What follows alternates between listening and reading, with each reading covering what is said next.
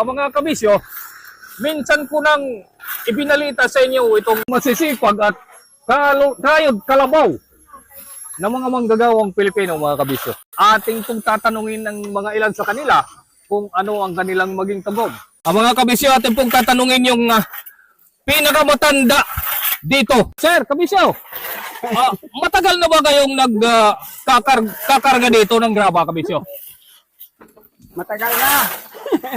Mga ilang taon na, kabisyo? Mga 15 anyos. Asya na hindi ba yung trabaho, yung 15 anyos? O, pagkarga. Dako may kita. Minsan, malaki. Ano man, inadlaw ka mo o porsyento? Porsintuhan. Maraming salamat, kabisyo. Ito yung pinakamatandang kargador dito, mga kabisyo. At punta naman tayo sa pinakabata. Kabisyo. Ilang taong ka na, kabisyo? 18. Nag-aaral ka pa ba? Hindi na. Bali ito na yung nagiging trabaho mo.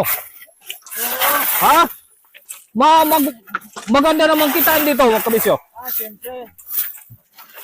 Mga magkano naman kinikita mo sa isang araw? Mga 500 pag-ubote yun. Ganun ba? Pwede humarap ka sa camera, ang gwapo mo pa naman. Maraming salamat, yung pinakamatang kargador dito. Masisipag at kayod kalabaw na mga kargador dito sa Barangay Kamada, Maydolong, Eastern Samar, mga kabisyo. Mga kabisyo, atin po naman makakapanayam itong may-ari ng Gravel and Sand dito sa Barangay Kamada, Maydolong, Eastern Samar.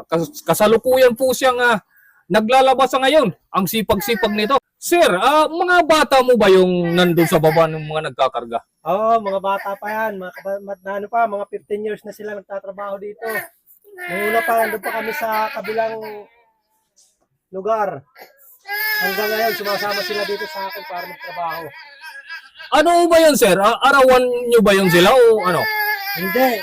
Kung ano yung pumapasok na truck, yun yung sahod nila. Saan nyo naman po kinukuha yung gravel at saka buhangin, sir?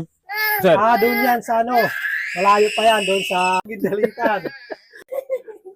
Mga kabisyo, natatakot yung anak. Interviewin yung ama niya. At yung pinagkukunan nyo po ng graba at buhangin, sir, sa inyo rin ba yun yung kinakargahan? Oo, mayroon kami dyan. Mayroon kami